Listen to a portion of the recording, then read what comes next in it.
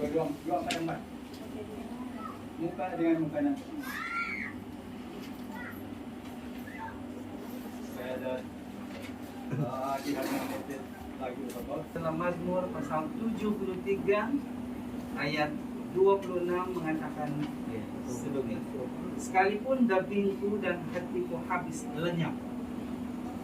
Ya, kata penulis. Gunung batuku dan bagianku tetaplah Allah semesta.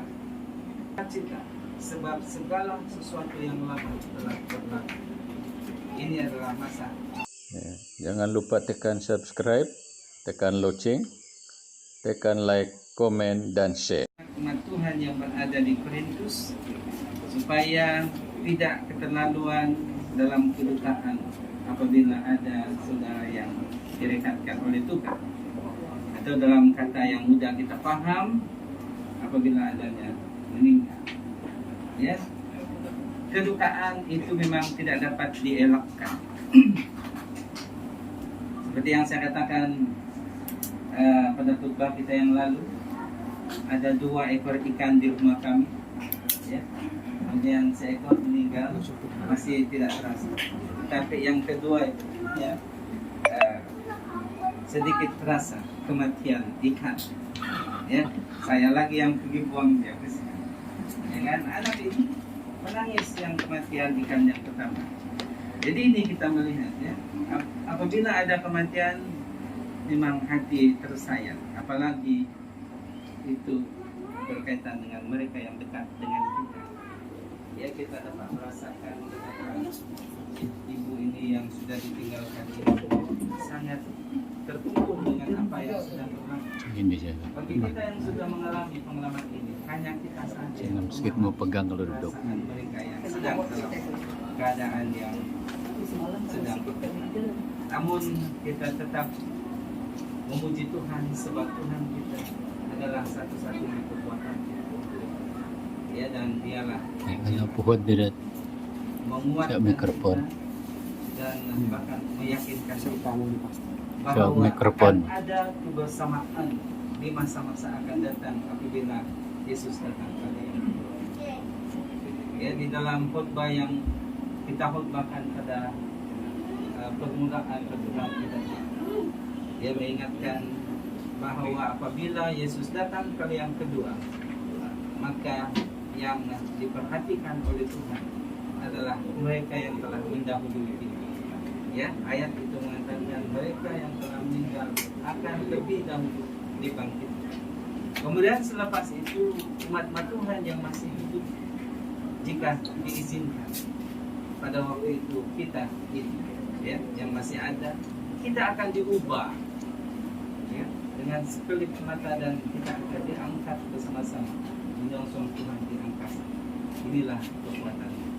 Ya, dan bahkan dikatakan kita akan tinggal bersama Tuhan bukan waktu yang singkat, ya, bukan tempo waktu yang sekian tahun atau sekian lamanya, tetapi ayat itu mengatakan kita akan tinggal bersama Tuhan selama-lamanya.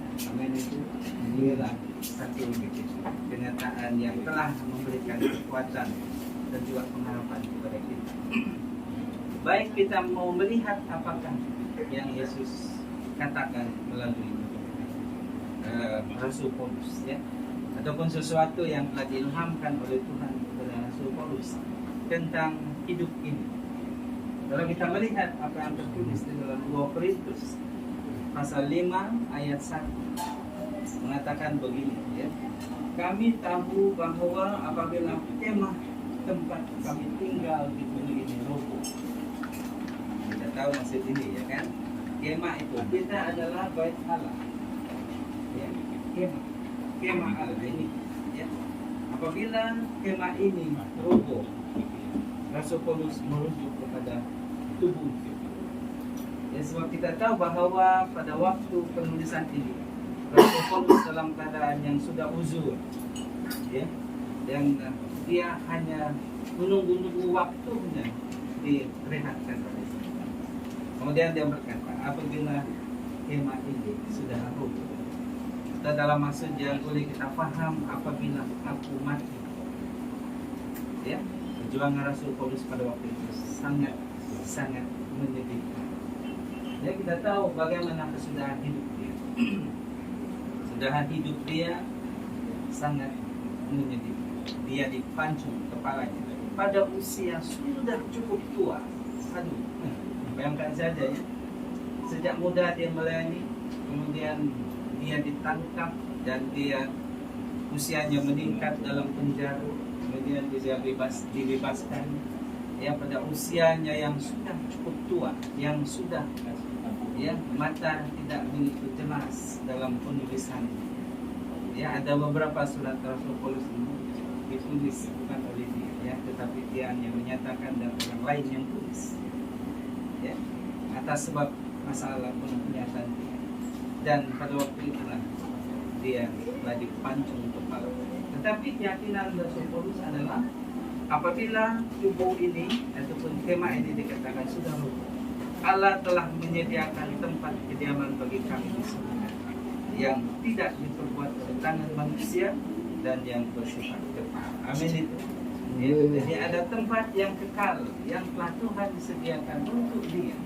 Keyakinan itu semestinya adalah keyakinan kita juga benar-benar.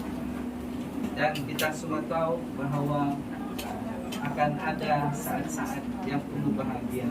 Bahkan kalau kita lihat dalam Mazmur pasal 73 ayat 26 mengatakan sebegini, sekalipun dagingku dan hatiku habis lenyap, dia kata penulis, gunung batuku dan bagianku tetaplah Allah semesta, tetaplah Allah selama-lamanya.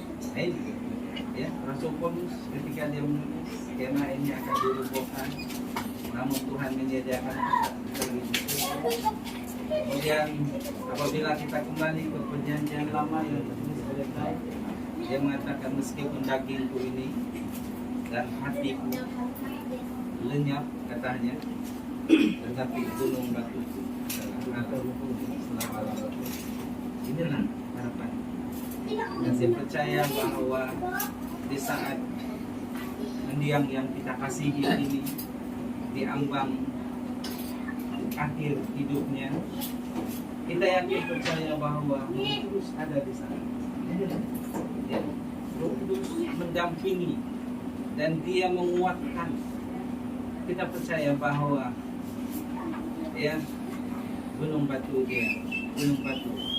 saudara yang kita kasihi adalah Tuhan yang menciptakan langit dan bumi. Saya masih ingat seorang pendeta senior berkata, sebab saya bertanya pada waktu itu ya, terkait dengan saudara saya yang meninggal. Kemudian dia mengatakan kepada saya begitu, Tuhan mengizinkan kematian seseorang itu apabila dia sudah bersedia. Saya sangat dikuatkan ya, apalagi kalau seseorang itu sedang dalam sakit ya.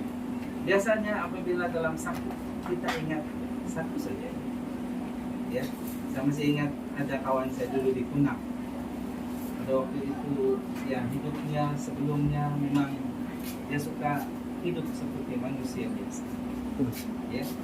Dan tiba-tiba dia sakit disebabkan oleh makan megisan ya. Ini kawan. Kemudian dia dibawakan ke hospital dan sepanjang jalan itu yang dia ingat adalah Tuhan. Dia memohon pengampunan atas dosa-dosa kelemahan. Dia selesaikan masalah dia dengan Tuhan dan tidak sampai di hospital, hanya di tengah jalan. Ya, kita percaya bahwa urusannya dengan Tuhan sudah selesai. Mengapa? Sebab Roh Kudus ada di sana menguatkan. Hanya oleh Roh Kudus sahaja kita dapat menyadari keadaan. Kita percaya bahwa di saat dia diambang pelepasan, sudah pasti Roh Kudus. Ya, tentang Tuhan, inilah dikatakan oleh Daud, meskipun dagingku dan hatiku hancur, lenyap, tetapi gunung batu dan selama-lamanya. Gunung batu saudara kita ada. Dan Wahyu pasal 21 ayat 4 mengatakan begini, dan Ia akan menghapuskan segala air mata dari mata mereka, dan maut tidak akan ada lagi, tidak akan ada lagi perkabungan atau ratap tangis atau duka cita, sebab segala sesuatu yang lama telah berlalu. Ini adalah masa apabila kita dipertemukan semua. Di tempat itu, ya, di surga bahkan di dunia yang baru, Tuhan akan menghapuskan air mata. Sehingga tidak ada kesedihan, tidak ada tangisan, tidak ada kesulitan di tempat. Inilah tempat yang kita rindu, ya, dan kita percaya bahwa tempat itu adalah tempat kita bersama, tempat kita bersama dengan saudara yang sudah berkabung. Kita yakin percaya itulah yang kasih, bahkan itulah kerinduan Tuhan, supaya kita berada di tempat itu bersama-sama dengan saudara kita yang sudah mendahului, dan kita akan menikmati hidup yang tidak akan ada. Kami, saya berseru kepada kita semua, sama sekali kepada ibu yang sedang dalam kedukaan ini, kepada anak, kepada saudara yang dekat kita semua. Kita tidak akan kita lalu di dalam kedukaan, sebab kita ada Tuhan yang di mana di tempat itu Tuhan tidak akan mengizinkan lagi kematian. Tuhan tidak akan mengizinkan lagi kesakitan. Tuhan tidak akan mengizinkan lagi kedukaan, bahkan segala kesulitan, masalah hidup di dalam hidup. Tuhan tidak akan izinkan lagi ada di sana. Apabila kita tetap setia dengan Tuhan, maka kita akan mendapat tempat itu, dan kita akan bersama dengan yang sudah meninggal. Kita tinggal untuk selama-lamanya. Mari kita saling menyokong, menguatkan satu dengan yang lain. Mari kita sandarkan kekuatan kita hanya kepada gunung batu kita, yaitu Tuhan yang menjadikan langit. Semoga Tuhan memberkati. Amin. Amin. Amin.